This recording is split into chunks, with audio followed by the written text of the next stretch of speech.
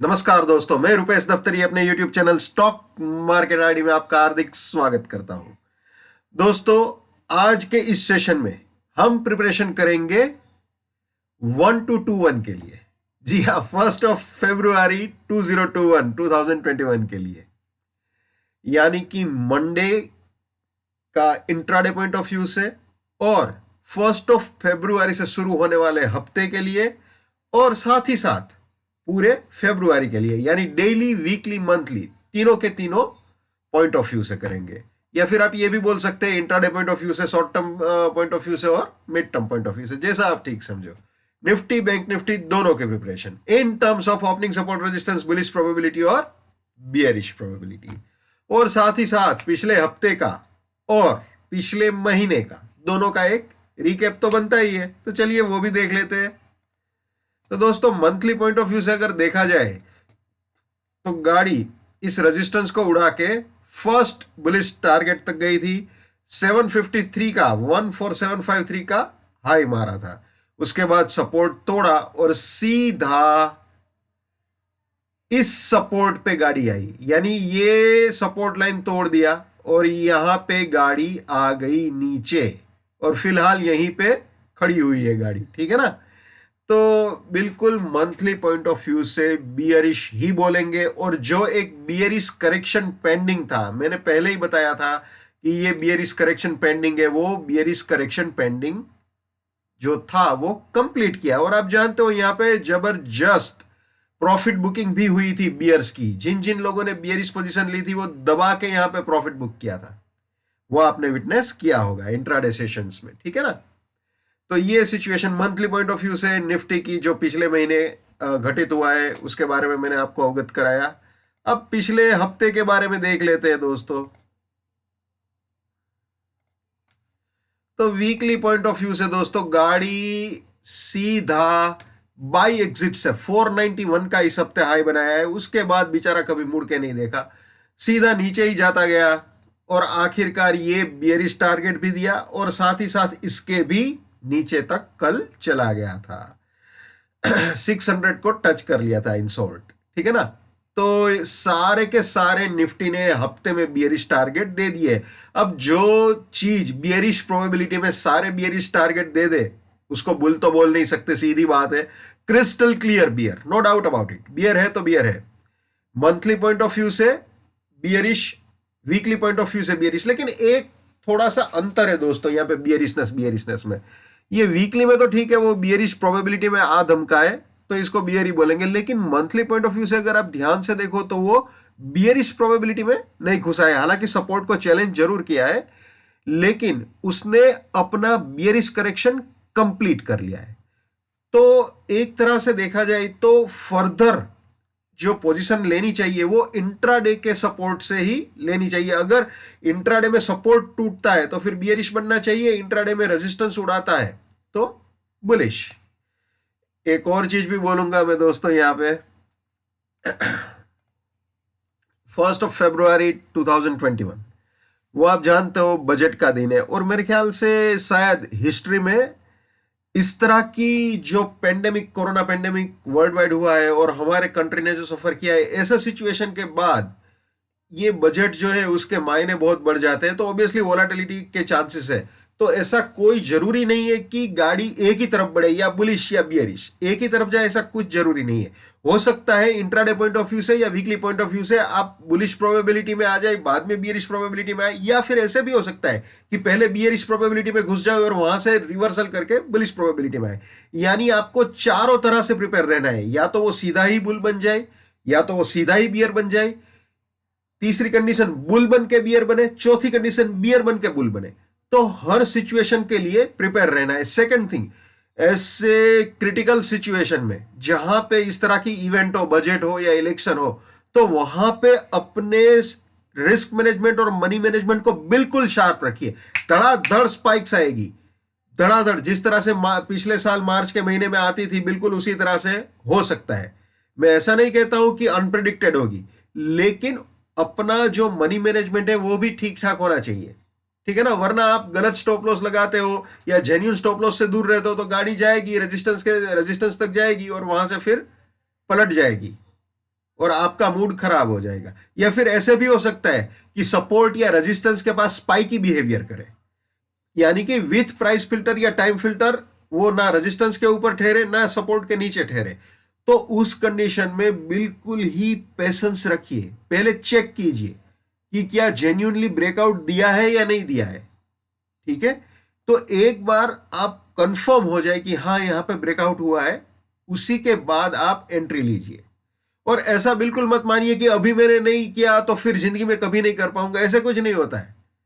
ठीक है, फालतू का लॉस करने से अच्छा है केयरफुल होकर ट्रेडिंग किया जाए, कॉशियस होकर ट्रेडिंग किया जाए। ठीक है ना, ट्रेडिंग करने से डरने की जरूरत नहीं है, मैं डरने की बात नहीं कर रहा हूं, लेकिन प्रिसाइज और एक्यूरेसी की बात कर रहा हूं, और मनी मैनेजमेंट और रिस्क मैनेजमेंट की बात कर रहा हूं। तो ये चारों चीजें बहुत ही ध्यान में रखनी है।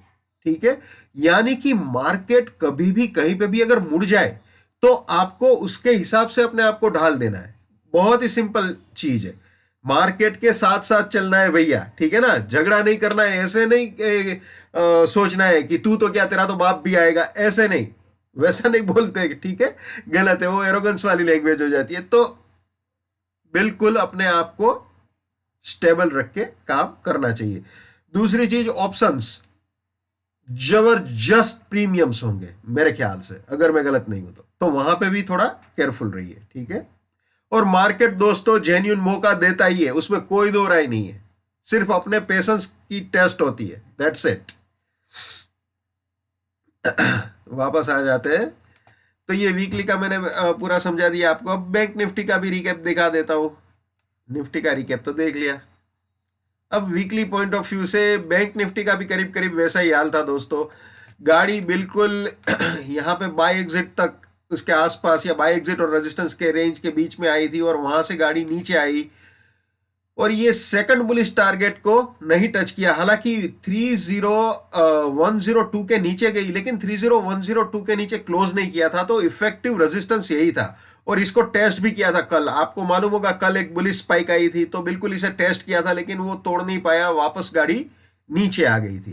ठीक है, तो ये सिचुएशन है बैंक निफ्टी की। अब मंथली पॉइंट ऑफ व्यू से बैंक निफ्टी आपको दिखा देते हैं, जो जनवरी के महीने में अभी हुआ है। ठीक है, ये बुलिश प्रोबेबिलिटी से यहां पे गाड़ी स्टार्ट हुई थी, यानी फर्स्ट बुलिश टारगेट से स्टार्ट हुई निफ्टी की जैसा है मामला। लेकिन निफ्टी में क्या हुआ था, ये मेन सपोर्ट पे रुकी थी, इसमें ऐसा नहीं हुआ, ये नीचे बियरिश प्रोबेबिलिटी में घुस गया था। तो यहां से गाड़ी नीचे गिरना चालू हुई, सपोर्ट उड़ा दिया और सीधा आधम के हम बियरिश प्रोबेबिलिटी में, ये सपोर्ट रेंज भी उड़ाया। तो एग्जैक्ट इस ये profit booking, first profit booking point को अप्रोच किया, यानी बुलिश प्रोबेबिलिटी के फर्स्ट प्रॉफिट बुकिंग पॉइंट से बियरिश प्रोबेबिलिटी के फर्स्ट प्रॉफिट बुकिंग तक का पूरा उसका मूवमेंट रहा है जेन्युइनली, वो पॉइंट टू पॉइंट को कहते हैं ना। तो ये बैंक निफ्टी का सिचुएशन है वीकली और मंथली पॉइंट ऑफ व्यू से। अब प्रिपरेशन शुरू करते हैं 1 फरवरी की इंट्राडे पॉइंट ऑफ व्यू से निफ्टी की। एक और चीज बताऊं, मैंने फाइनेंशियल निफ्टी ड्रॉप कर दिया है दोस्तों अभी, क्योंकि निफ्टी बैंक निफ्टी दो में फोकस करेंगे तो ज्यादा बेहतर रहेगा। फाइनेंशियल निफ्टी में मेरे ख्याल से फ्यूचर में उतना ज्यादा वॉल्यूम नहीं हो रहा है, तो मैंने सोचा फिलहाल ये निफ्टी बैंक निफ्टी दो पे ही फोकस किया जाए। ठीक है ना, तो खामखा एनर्जी वेस्ट करने की जरूरत नहीं है फिलहाल फाइनेंशियल निफ्टी में। तो ये सपोर्ट रेंज है, ये सपोर्ट है, ये रेजिस्टेंस है, ये प्राइस फिल्टर है, time filter, risk reward, buy exit, sell exit. जो नए मेहमान है जिनको नहीं मालूम price filter, time filter, risk reward, buy exit, sell exit, वो मेरे TFPF नाम के प्लेलिस्ट में जाके देख सकते हैं। बहुत सिंपल है, बहुत आसान है। ठीक है, तो दोस्तों अगर रेजिस्टेंस के ऊपर जाता है तो बुलिश प्रोबेबिलिटी आप जानते ही हो, सपोर्ट के नीचे जाता है तो बियरिश प्रोबेबिलिटी। चलिए आ जाते हैं बुलिश प्रोबेबिलिटी में, ये आ गए जी बुलिश प्रोबेबिलिटी में। अगर 775 के ऊपर जाता है विद प्राइस फिल्टर और टाइम फिल्टर तो 678 सपोर्ट, 863 फर्स्ट बुलिश टारगेट, इसके भी ऊपर गया तो 775 सपोर्ट, 14004 सेकेंड बुलिश टारगेट, इसके भी ऊपर गया तो 863 सपोर्ट, 105 फाइनल बुलिश टारगेट हो सकता है इंट्राडे पॉइंट ऑफ व्यू से। यानी ये तीनों बाइंग का एंट्री या री एंट्री पॉइंट हो सकते हो, और ये तीनों प्रॉफिट बुकिंग या पार्शियल प्रॉफिट बुकिंग पॉइंट्स हो सकते हैं, ठीक है ना। और रास्ते में कहीं पे भी अगर सपोर्ट टूटता है तो वहां पे अपनी बुलिशनेस को टाटा बाय बाय बोल देना चाहिए भैया, ये हमेशा याद रखना है। My bullishness lives till my support lives, my support finish, my bullishness finish, my bearishness lives till my resistance lives, my resistance finish, my bearishness finish. ये बराबर याद रखना है भाई, ये भी हमेशा याद रखना है। नेवर बाय एट रेजिस्टेंस और buying exit, never sell at support और selling exit. Let's maintain trading discipline, let's do money management, let's do risk management, let's win. दोस्तों मैं अपना टेक्निकल एनालिसिस का नॉलेज चार्जेबल बेसिस पे share करता हूँ। 81,000 rupees मेरा फीस है। 7990415253 मेरा मोबाइल नंबर है, ठीक है जी। वापस निफ्टी में आ जाते हैं। ओके, तो ये दोस्तों निफ्टी का मामला है। और हाँ, यहां पे थोड़ा सा केयरफुल हो जाना चाहिए, क्योंकि ये जो पॉइंट है 863, ये वीकली का एग्जिट पॉइंट भी है। वो मैं अभी आपको वीकली बताऊंगा तो आपको पता चल जाएगा। तो ये वीकली के एग्जिट पॉइंट को रिप्रेजेंट कर रहा है, ऐसा बोल सकते हैं, ठीक है ना। मेरे ख्याल से एग्जिट पॉइंट समवेयर अराउंड 845 है, अभी आपको पता चल जाएगा जैसे ही मैं वीकली का दिखाऊंगा। तो यहां पे थोड़ा सा अवेयर रहना है, ठीक है। अगर मैं चाहता तो इसको भी आपको एज ए रेजिस्टेंस दे सकता था, लेकिन इसको रेजिस्टेंस बनाने का कोई मतलब नहीं है, क्योंकि यहां पे फिसलने की प्रोबेबिलिटी है, यानी 50-50 वाला मामला हो जाता है, ठीक है। यानी कि सिंपल वे में अगर दोस्तों मैं बात बताऊं ना, तो अगर ये गाड़ी 1404 के ऊपर जाती है, तो अगर आपको ये 13863 का सपोर्ट मिलता है ना, तो इसके ऊपर रिलाई नहीं करना चाहिए, या 50-50 वाला मामला हो जाएगा अगर यहां तक आता है तो, ठीक है। तो इसको सपोर्ट बना के काम करना थोड़ा सा रिस्की होगा, तो यहां पे ख्याल रखना, ठीक है। ना इसको रेजिस्टेंस बनाना चाहिए ना सपोर्ट, थोड़ा सा केयरफुल रहना चाहिए, वहां पे फिसलने वाली जगह है। तो वो आप अपने आप भी देख लीजिए, जो भी वीकली मंथली का मेरे निफ्टी बैंक निफ्टी दोनों के एग्जिट पॉइंट्स है, वो आप अपने पेपर में नोट करके रखिए, क्योंकि वहां पे कभी भी आप अगर सपोर्ट या स्टॉप लॉस, सपोर्ट या रेजिस्टेंस से मेरा तात्पर्य है सपोर्ट यानी बाइंग का स्टॉप लॉस और रेजिस्टेंस यानी सेलिंग का स्टॉप लॉस, तो उस जगह को अगर आप बाइंग का या सेलिंग का स्टॉप लॉस बनाते हो तो वहां पे मरने के चांसेस ज्यादा रहते हैं, तो वहां पे अवेयर रहना है।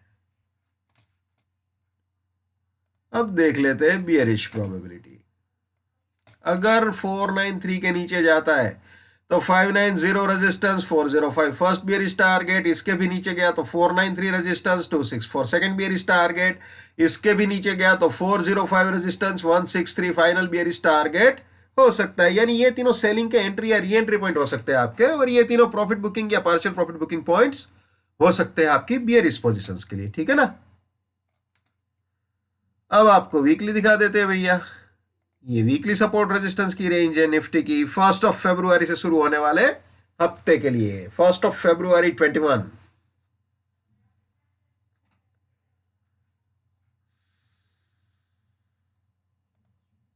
ये बुलिश प्रोबेबिलिटी जैसे निफ्टी में अभी डेली में समझाया, बिल्कुल उसी हिसाब से पूरा। ये बियरिश प्रोबेबिलिटी,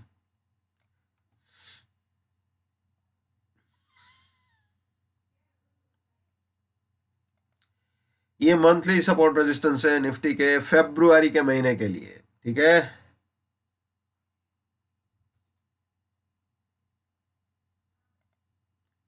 ये bullish probability monthly point of view से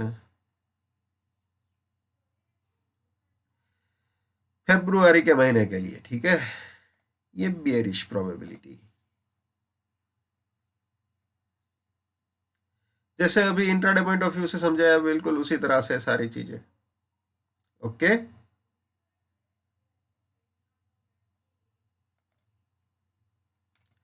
फास्ट रिकैप कर देते हैं डेली वीकली दोनों का। Support resistance intraday, bullish probability intraday, bearish probability intraday, weekly support resistance first week February, bullish probability first week February, bearish probability first week February, monthly support resistance, opening support resistance February, bullish probability February 21, bearish probability February 21। ठीक है ना। अब bank Nifty में आ जाते हैं भाई। ये intraday point of view जैसे निफ्टी में समझा है बिल्कुल वैसे ही है। ये bullish probability intraday point of view से 1 फरवरी 21 के लिए।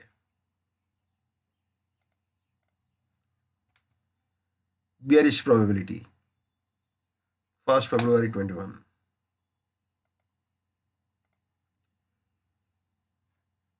वीकली फर्स्ट वीक ऑफ फरवरी के लिए बैंक निफ्टी के लिए।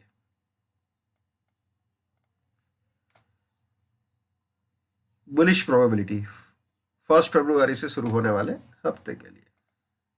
बियरिश प्रोबेबिलिटी बैंक निफ्टी 1 फरवरी से शुरू होने वाले हफ्ते के लिए। ठीक है।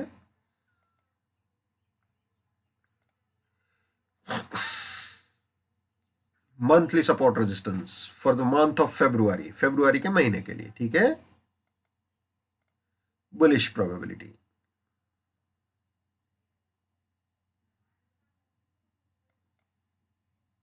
Bearish probability.